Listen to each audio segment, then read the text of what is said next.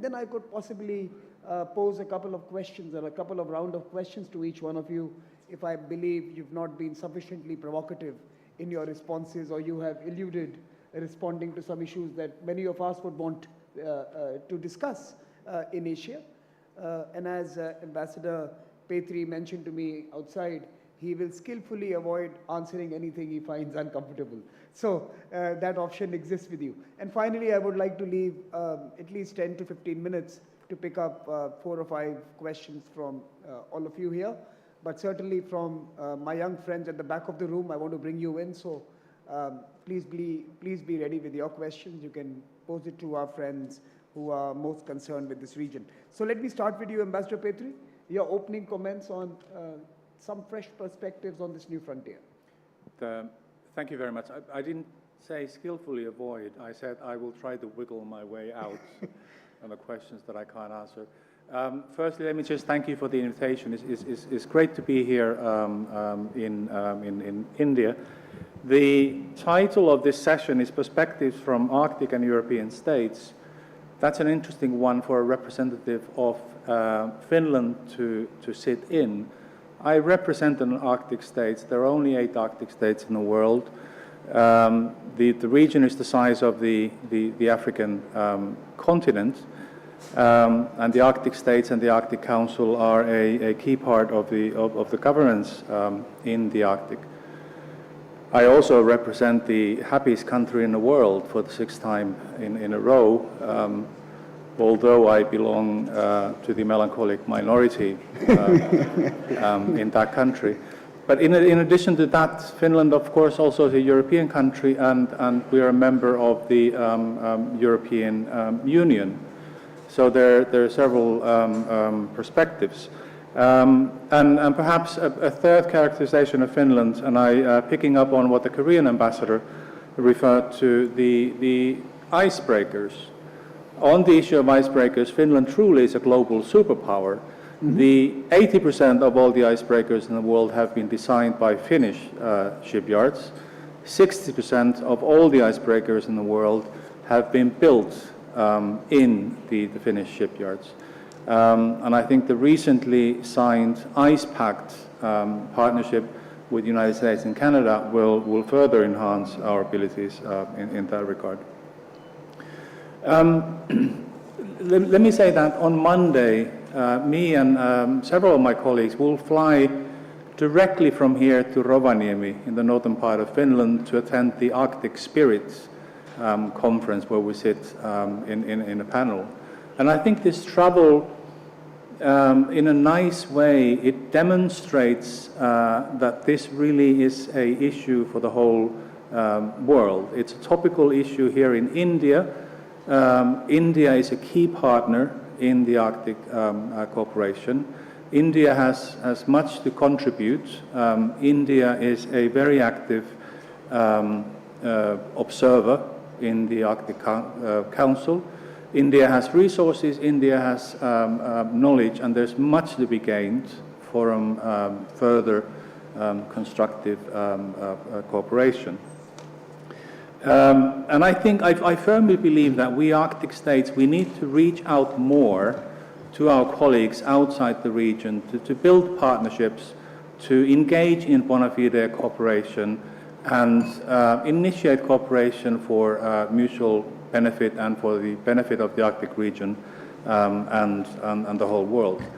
And I think this meeting also confirms the convening power of the Arctic Circle. And my respect and full appreciation to President Crimson for his efforts over the years and decades. It is extremely fascinating for a representative of an Arctic state to sit at these gatherings, this time here in India and elsewhere. Although I must say that as an Arctic state, it sometimes feels like I'm attending a medical conference where the topic of discussion is my health.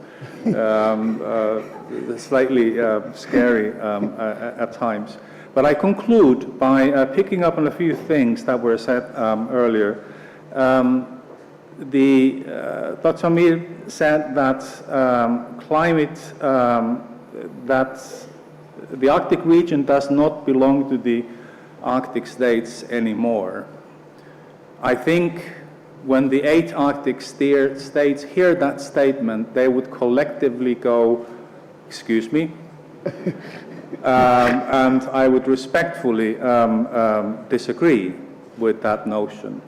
But as I said, this does not and cannot mean that there is no cooperation. The cooperation is needed, the partnership is needed. But the Arctic region is our home. It is home for the people in the Arctic, including and in particular the indigenous people. And the Arctic states and the Arctic Council have a key role to play in the Arctic governance. And the second point to make on the Danish Kingdom referred to the role of observers. Now, there might be some diverging views among the 8, but I can say here that in my opinion, the Arctic Council could and should do more. We could be more innovative on how we engage with our observers to make sure that their views and input are taken into account. So there's potential for future cooperation. Sorry if that was over 2 minutes. No, that's perfect. Ambassador Rychlik, can I turn to you? Sure, thank you very much, and let me start by thanking distinguished President Grimson and all the colleagues from the Arctic Circle for bringing us to New Delhi. This perhaps might be the first meeting of this kind in India, but this brings back also to my memory last year Antarctic Treaty meeting in Kochi, where all of our states represented here at stage were represented as consultative parties, and let me take this opportunity to thank my Indian friends for exceptional hospitality and also great guidance and chairing of this meeting. Yes, Poland is not an Arctic state, it's an observer state in the Arctic Council. We've been observing Arctic Council works since 1998, so we are one of the first observers, and we feel very close to the region in many domains. Already after regaining of our independence more than 100 years ago, first expeditions, scientific expeditions to the Arctic were organized. As it's been already mentioned today in the morning, we live in turbulent times, and in such challenging period, we stick to activities which we know how to undertake. We develop our scientific activity in the Arctic. There was a scientific consortium created in Poland consisting of 11 universities and 5 other scientific institutes. This consortium has recently opened a logistics center in Svalbard in Norway in January this year, just to help logistics in the Arctic in Svalbard, reduce transport costs and so on. And we are now holding presidency in the Council of the European Union, and this presidency is very much focused on security. But as it was also mentioned by Ambassador Petteri, only one aspect, 1 out of 7, deals with specifically military aspects. The other ones are like health security, business development, energy security in Europe, and so on. What we are trying to do is also to facilitate somehow the dialogue between the Arctic Council and the observers. As it was mentioned by Torsten in the morning, thank you very much for that. We organize on an annual basis the so-called Warsaw format meeting, when the current chairship of the council meets observer states, and I'm very grateful to all friends from the Arctic Council and Arctic Council Secretariat for their willingness to continue this practice. I will stop Thank you. here. Special Envoy Pinna, can I turn to you? Yes, thank you very much. I also would like to thank President Grimson and the Indian Observer Research Foundation for hosting this very nice event here in Delhi. For me, it was also a great occasion to come back to India after many years. I worked here almost 20 years ago. And one of the reasons why I'm here is also to say that about the decision of the Italian government, the Italian MFA, the Italian Ministry of University and Research, to host the next Arctic Circle Forum in Rome. It will be in the first quarter of 2026, and so we are very happy that we will follow India, and this is also a sign of the growing engagement of non-Arctic countries in the Arctic affairs. This will mark certainly a milestone in the Italy engagement in the Arctic, because it will be the first event of such kind that we will organize in Italy. Italy also has a tradition of attraction, friendship towards the Arctic. We are maybe we are a small India, maybe geographically, because we are a country of sea, a country of glacier. We have the Alps, we have the Mediterranean, and because of that, two fundamental elements of the Arctic are in our territory, and this helped us in developing our expertise, our knowledge, scientific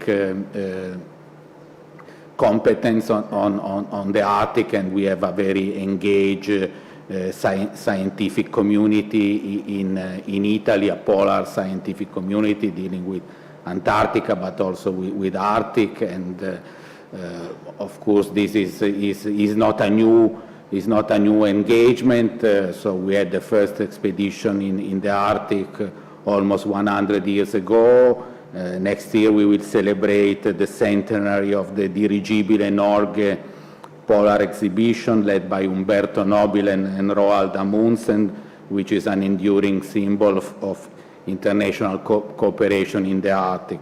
We have the base, scientific base, Italian, in the Svalbard Island called Dirigibile Italia. We have also a significant presence with the Upper Atmosphere Observatory in Greenland, in Pitufik.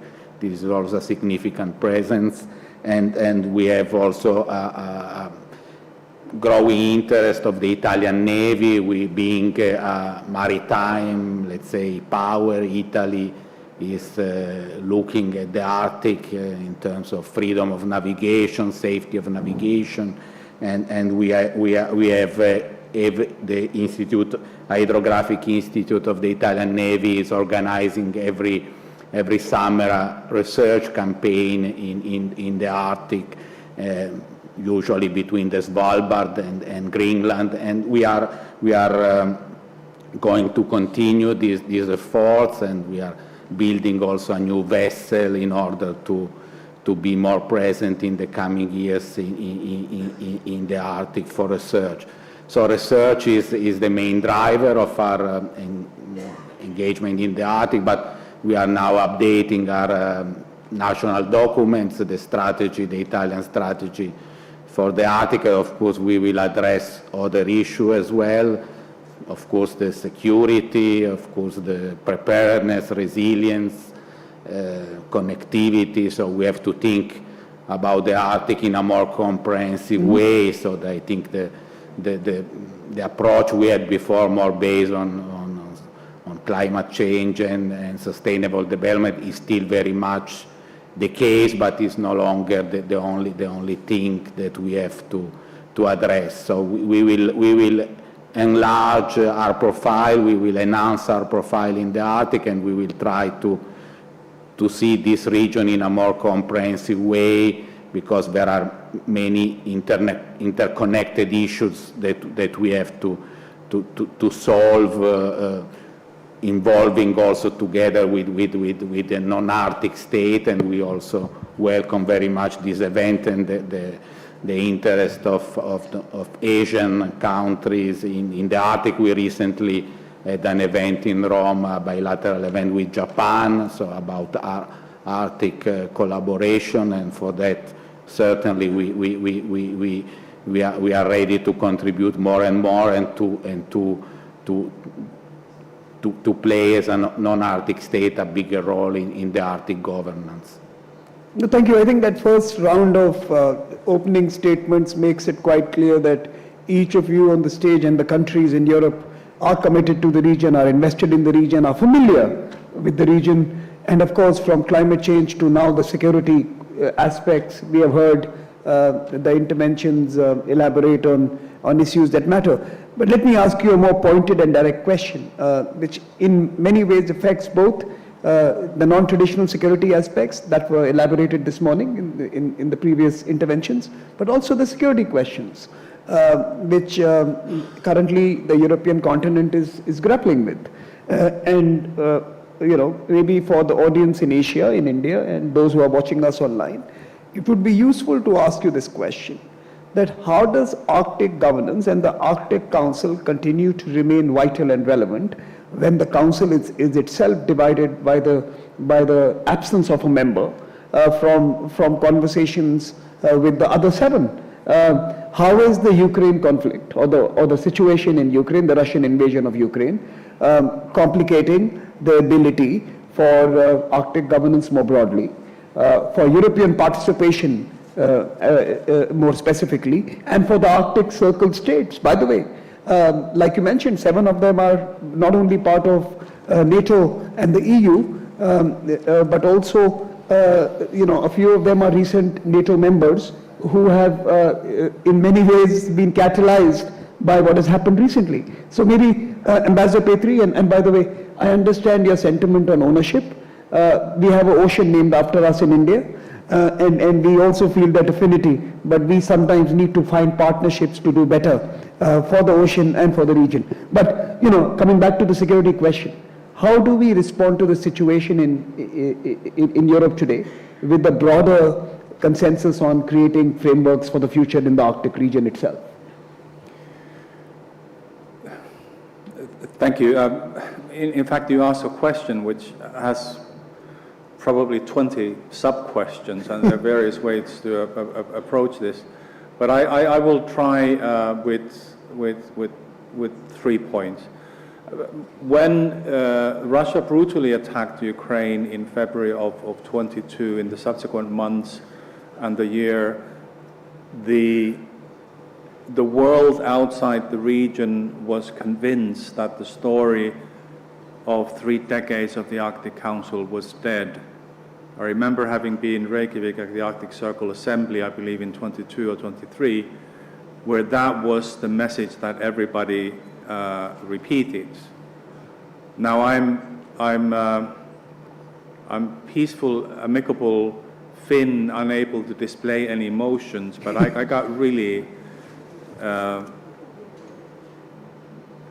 upset by that, and did make my views known in one of the sessions in Reykjavik. But the reason why we survived, I don't know if there are any Norwegians in the audience. If there are, congratulate yourselves. It was because of the courage, determination, skill, and a vision that Norway had as the chair of the Arctic Council in a very, very difficult time period. They pushed us, they steered us, they led us, they negotiated with us on sort of successive steps that we took, which has led to a situation where we are today, where the Arctic Council is operating, projects are being implemented. It's not business as usual, but it is doing great and valuable work. Now, a lot of responsibility now sits in the hands of my good colleagues from the Kingdom of Denmark, that they managed to do the same thing. It's not an easy ride, and it will not be an easy ride. The second point to make, that of course Finland's and Sweden's accession to NATO changed the reality in more ways than one. The Arctic region and the Baltic Sea region are strategically connected and Finland rests in between these two with 1,300 kilometers of common border with the Russian Federation.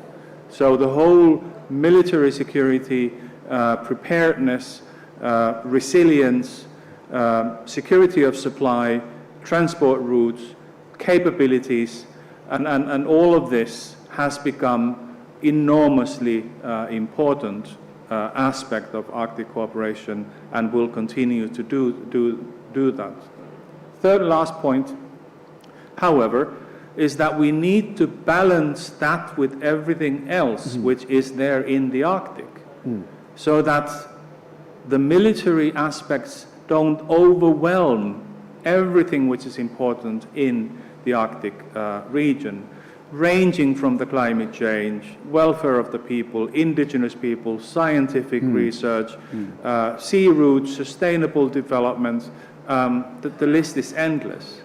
And it occurred to me at one point that when one sort of analytically looks at military security, in certain sense it is speculation. It is speculation on the basis of what we conceive that the adversary might do or will do. And in response, we build up our resilience and our capabilities. And we continue to do that, that's very important. But the climate change is not speculation. It's a scientific fact. It is happening fast, and it is accelerating as we speak. We need to stop and think what the world would be, what the 3-degree world would be like.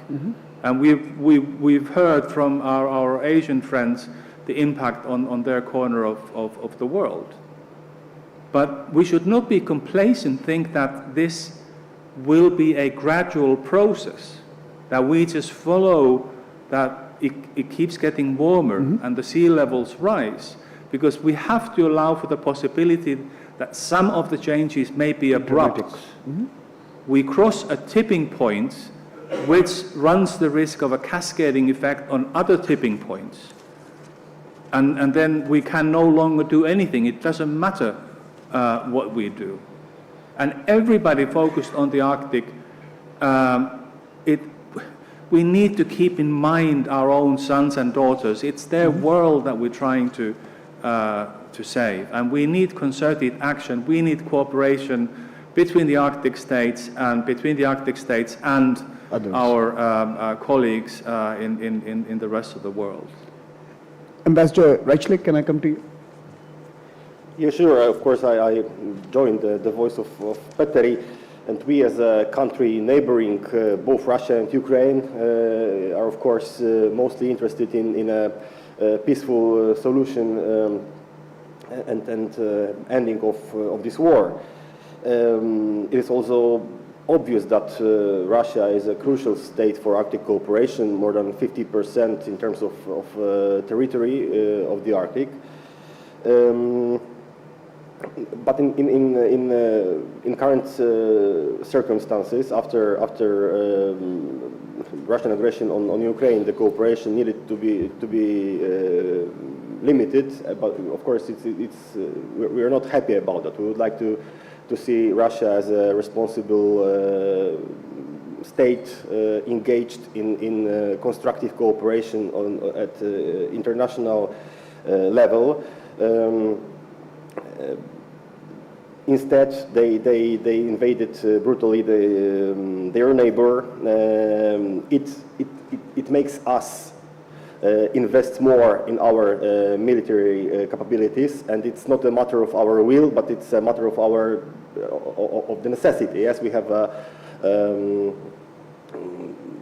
too much experience, historical experience concerning that. And of course, some people say that the Arctic Council can serve as a platform of soft influence, maybe on Russia, or engaging Russia in cooperation.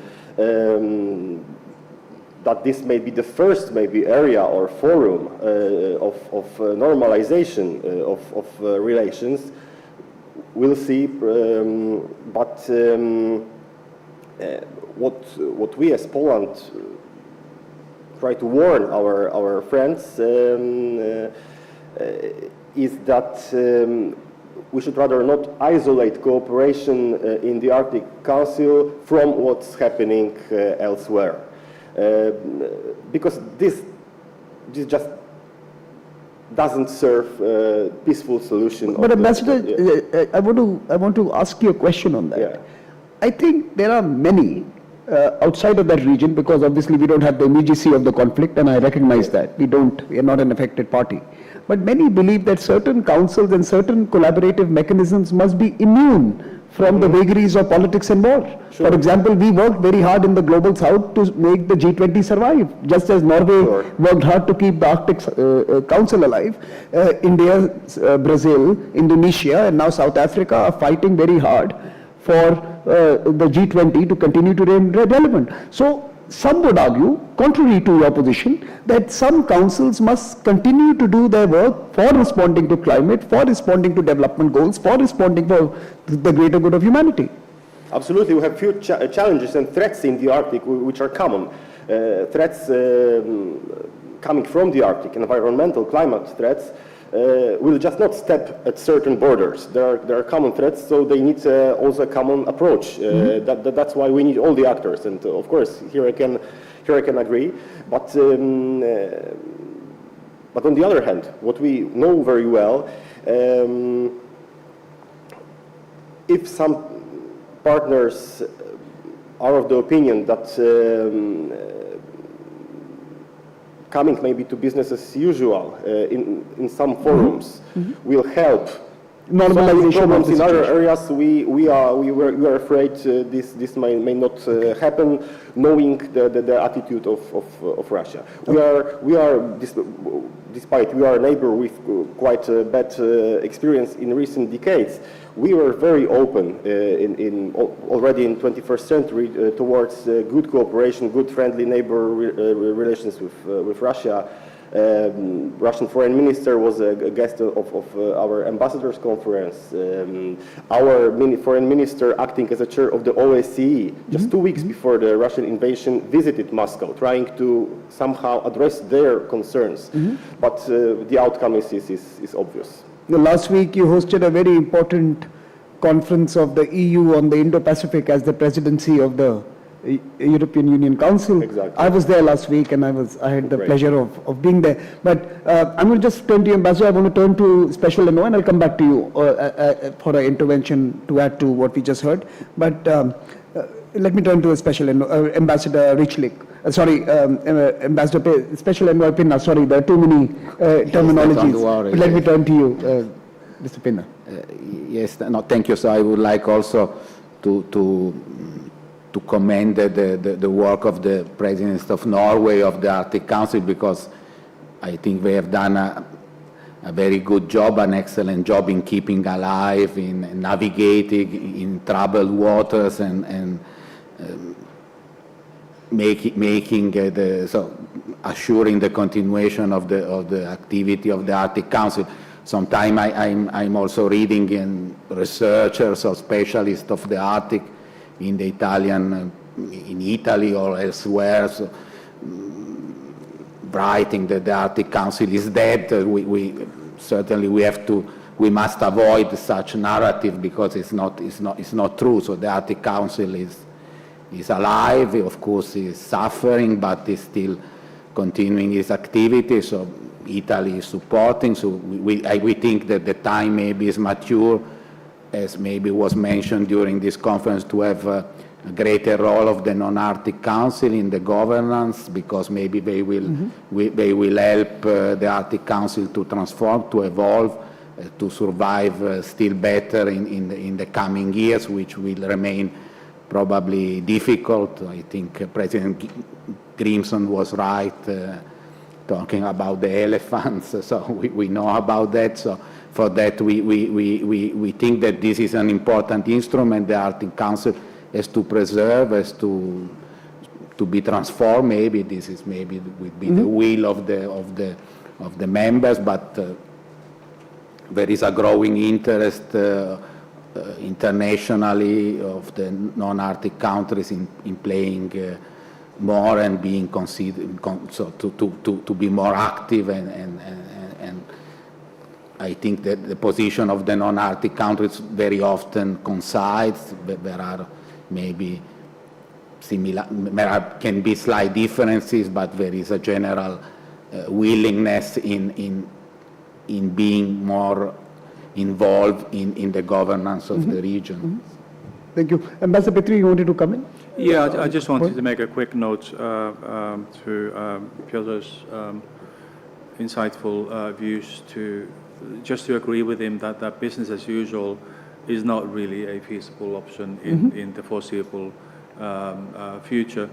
What we need to have is a functioning modus operandi that ensures the operational viability of the Council and its role and everything else that has to do with the Arctic region. So it's in a certain sense a balancing act, but everything in the circumpolar Arctic is a balancing act. We're balancing between business interests and climate change. We are balancing between indigenous people's rights and other views. We are balancing between military cooperation priority versus other things on scientific cooperation. I mean, the whole art of Arctic decision making or policy making is about being able to find the right and very delicate balance between objectives which might be prima facie even contradictory. Okay, so let me ask you about another balancing act that the Arctic now needs to engage in, Donald Trump. Right, so now I really want your view on the transatlantic relationship, especially because there are two big questions here, security, and you see conversations happening between the US and Russia, which are independent and bilateral, and how does that change the political dynamics in the Union as well as in the Arctic. But more importantly, since a few of us this morning have brought out the issue of climate change, and you know what the view in Washington DC is about climate change, how do you make that a priority of cooperation with your transatlantic partner, and how does that feature in the calculus going ahead? So let me start with this time with Special Envoy Pinna.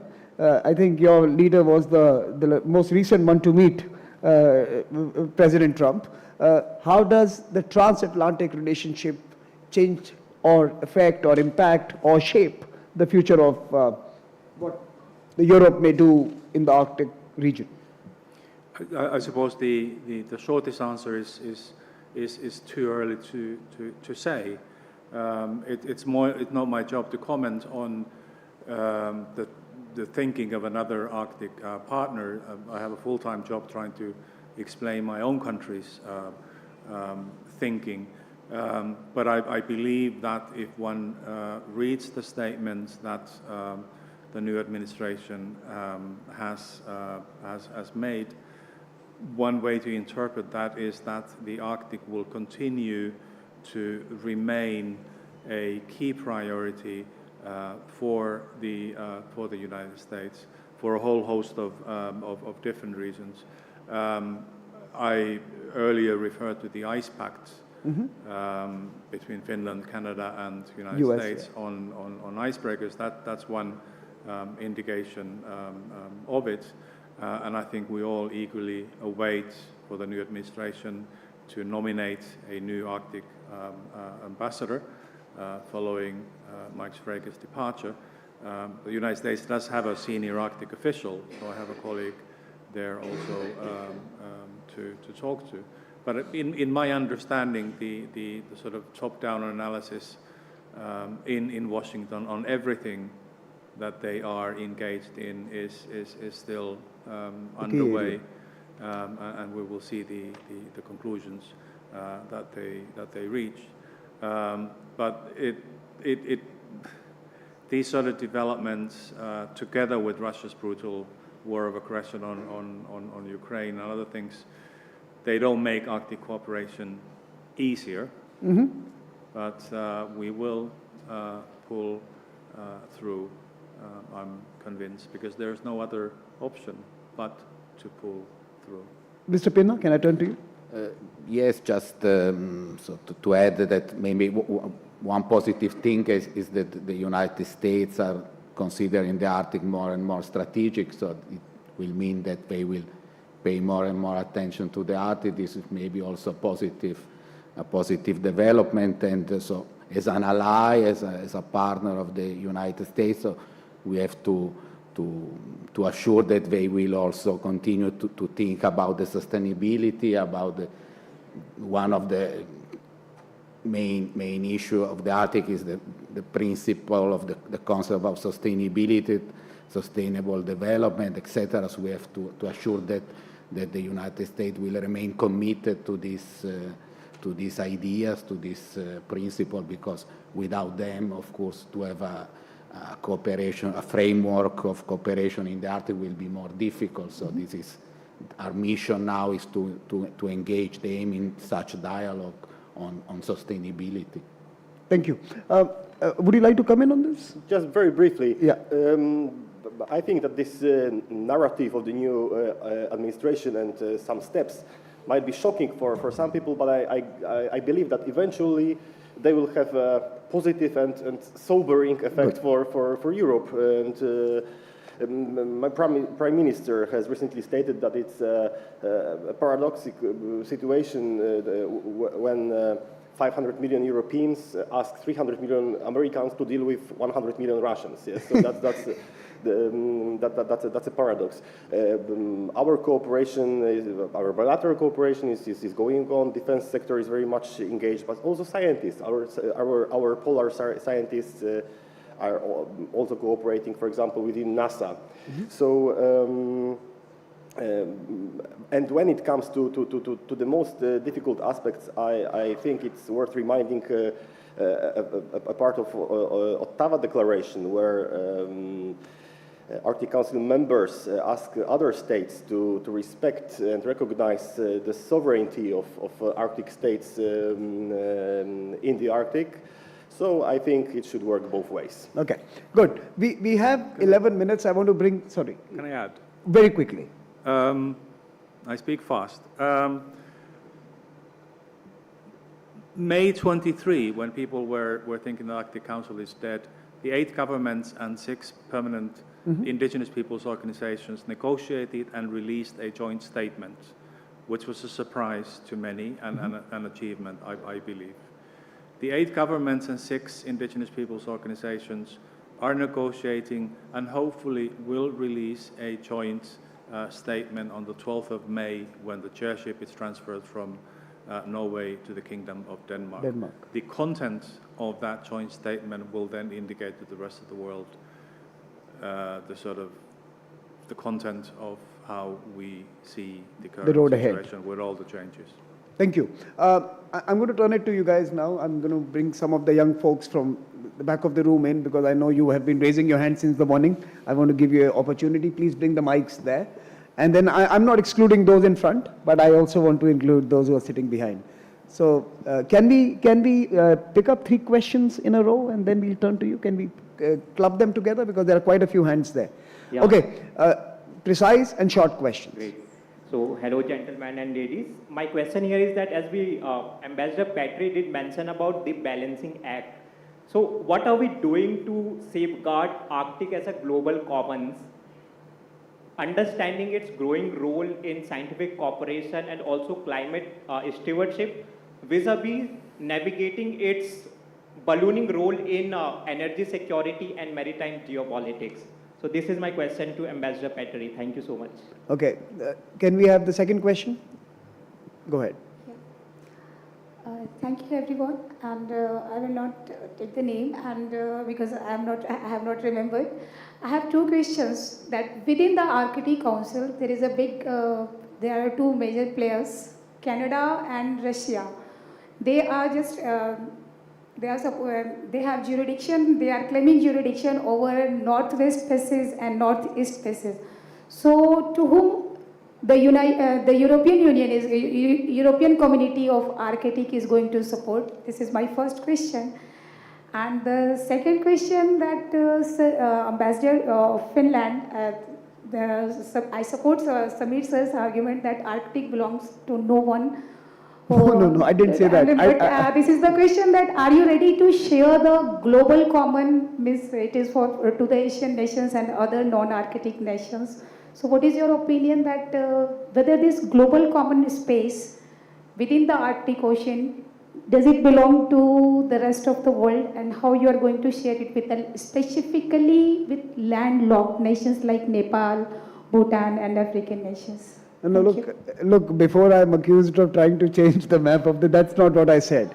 All I'm saying is what happens in Arctic is affecting all of us, and therefore the going-ons in the Arctic belong to the world, because we are implicated by it. I'm not trying to change either the map or the sovereignty of that region. We must respect the sovereignty of the Arctic Circle and the Arctic countries. One more question, go ahead, and then I'll come to you in the second one. Hello sir, my name is Saran. My question is how do strategic interest of Arctic states differ from the non-Arctic European state in the shaping future of Arctic, and what tension arise from differing priorities? Okay, different priorities of non-Arctic countries and how do they challenge the Arctic agenda more broadly? I think that was the question. Let's turn to all three of you. And I'll come with the second round if we have time, but let me start with you, Ambassador Piotr. Let me start with you first.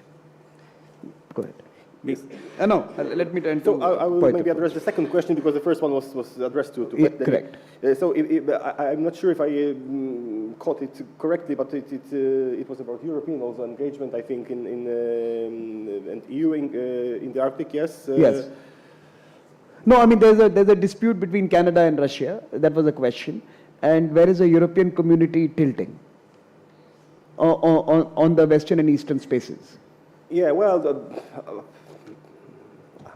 I think there are a lot of disputes among Arctic Council members at the moment, and of course we as a European Union advise all parties to just stick to international law. We have it. It works sometimes better, sometimes worse, but we believe we should respect it, because if we lose what we already have, then as a substitution, I don't think we will have anything better. Okay. So that's my short response. Mr. Pinna? Yes, I also agree. So we think that the European agenda is very much focused on a prosperous and safe Arctic. So we are against militarization or nationalization of the Arctic, and so of course this dispute have to be solved peacefully. And so the general approach is always that to keep low level of tension in the Arctic, and so to increase cooperation as much as possible in every circumstances. So I don't think that we can have a different approach. So, for example, as I was mentioned before, for Italy, so to keep the Arctic Ocean free, so the respect of the United Nations Convention on the Law of the Sea is very much part of our vision of the Arctic, and so how the Arctic is connected with the Atlantic, with the Pacific. We have to preserve this area as a free areas without so preventing and fighting against attempts of certain countries to nationalize the region. So. Ambassador Petteri, you had a couple of questions specifically directed towards you, I think, out of the three interventions. Well, thank you. Answering these questions would take a couple of research seminars. Sort of quick answer is through negotiations. I mean, Finland is an Arctic state, so we negotiate with the Arctic states. Finland is also a member of the European Union, so we are a key partner in designing EU decisions. In the event that there's a difference between the two, we will continue to negotiate in both formats. I'm not sure what else I could possibly say on the hypothetical question, but I do wish to underline the fact that the circumpolar Arctic is, after all, a well-governed region. It's either sea and land territories of 8 sovereign states, or which are complemented by provisions of international law, first and foremost, UNCLOS. And I think the PB&J agreement hopefully will enter into force later this year, so we will have a further legal instrument for the protection of the Central Arctic Ocean. So there are no open territorial disputes. The disagreements on the continental shelves continue to be constructively addressed in the context of UNCLOS. And I think the real big issue will be the 2 sea lanes, if and when they open and traffic increases. There are issues pertaining to the interpretation of UNCLOS that would need to be sorted out. Just a very quick follow-up, Ambassador Petteri. What about the question on the conflicting interests of Arctic versus non-Arctic? For example, connectivity projects and you know the military assessments and security assessments of that region. Maybe some of them partnering with one of the Arctic member states, not all of them. For example, the corridors through the eastern route via Russia. Well, again, it's the art of negotiations, which will continue to be important here. The Arctic states will defend their views. Finland will defend views of the Arctic states formulated in the context of the Arctic Council. As member state of the European Union, Finland will defend the views formulated in the context of the European Union. I don't have any other magic stick in my pocket than diplomacy and negotiations and a firm commitment to reach mutually beneficial solutions to the problems that we face and which we will continue to face probably in an increasing fashion. Okay, I'm going to take a couple of questions. We have just 2 minutes left. Let's go to the hands there at the back of the room there. And or maybe we can go to this side now. Let's go here, on this side of the room. Go ahead. There's a lady there. Please take the mic. Pose your question. Hello, I'm Shweta, PhD student at the Center for European Studies. My question is related to the European Union. So EU intends to play a greater role in the Arctic affairs, but it does not have a direct agency in the region, except of course through its member states. Do you think its pending observer state application could be approved, like we could see a sort of consensus among the member states of the Arctic Council? Also, what potential role could the Union play in the affairs towards a more peaceful and stable region? There was another hand on this side. They're in front of you. In front of you. Yeah. Good afternoon, sir. I'm Amrita Khaitan. I'm a PhD scholar in Java, Study. So my question is to the ambassador from Finland. So, sir, you mentioned that the first priority are the interests of indigenous people, right? But how can the countries in the Arctic Circle, Arctic Council claim complete, how can they claim rights over that region just because it is the rights of indigenous people that are to be prioritized? I mean, I understand that, but is it not first violation of international law?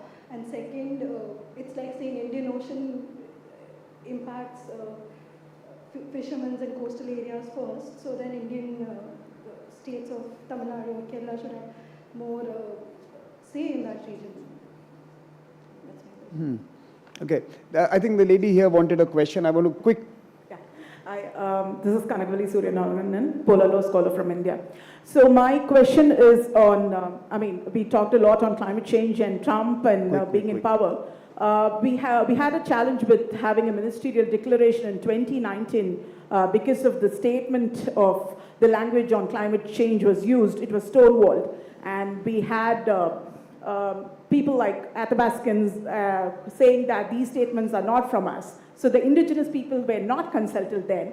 Now we're going to have the chairship move from Norway to Denmark, which is going to put the focus on the indigenous people on Greenland. So how do you think that today we can have an Arctic consensus on such a critical matter? Thank you. Okay, so we're going to turn to all of you for your final words. Again, Ambassador Petteri, your melancholy attracts a lot of people in the crowd. So you seem to be quite a crowd favorite here. So let me start with you and then go down the panel. All right. First, I have to say that I spent part of my youth playing lead guitar in a rock band, and we played way too loud, and now it's getting back to me as I'm aging. I have great difficulty hearing many of the questions, but I replied to what I thought I heard. On the European Union, the EU is also an active Arctic player. It has legislative power. Part of its EU territory, part of our territory is also EU territory. The EU is a global actor on climate change. It has expertise and programs of direct benefit to the Arctic region. And I would promote the EU's Arctic Forum, which will be convened back-to-back with the EU Indigenous Peoples for Dialogue and Youth Dialogue. This year it will be convened in Levi, Finland on the 26th, 27th June. Mm-hmm. Everybody should be there. On the events on 2019, I just limit myself to saying, please read the 12th May text, which we hopefully will manage to approve, and you will hopefully be able to see where we are and where we are heading towards. Ambassador Rychlik, final words? Yes, of course, EU is an important player in the Arctic. 3 of EU members are Arctic Council members, 6 of EU members are observers in the Arctic Council. EU has its own Arctic strategy. EU invests a lot of money in the Arctic, like over €1 billion into the renewables and many, many others. So the strength of the EU, I believe, is our combined capabilities, all of the member states. But of course, we can be more efficient when it comes to the governance.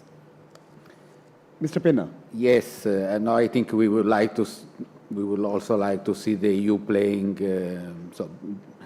to increase its profile in the Arctic, but maybe with a more comprehensive approach. Maybe the European Union so far has been too much focused only on sustainable development, on green transition. We would like to see the EU understand better the Arctic and tackling all the issues together, because otherwise it's difficult to have a good understanding of the Arctic if we don't address all these issues together. So maybe it's time for the EU to do a step forward in this direction. So, just to conclude the discussions, I think there was both cautious optimism but also determination to continue to collaborate and govern this most crucial and vital region. Also, I think I like the phrasing of the scope of work by Ambassador Petteri. It's a balance. It's to discover that balance of forces, balance of issues, balance of actors as we create consensus and collaboration. I just want to conclude by congratulating Norway for the work it has done, Ambassador Petteri, and for wishing Denmark all the best for their presidency, because these are difficult times. The world is polarized. We are facing significant disruptions, and it is vital that we continue to protect the pole. So with that, please join me in applauding this wonderful panel, and we will now break for lunch. Let me just alert all of you, there is lunch that will be served in this room, but we also have Mumtaz Mahal, the adjoining room, where we will have lunch provisions as well. So please join us and we'll start on time as per the schedule post-lunch. So thank you very much.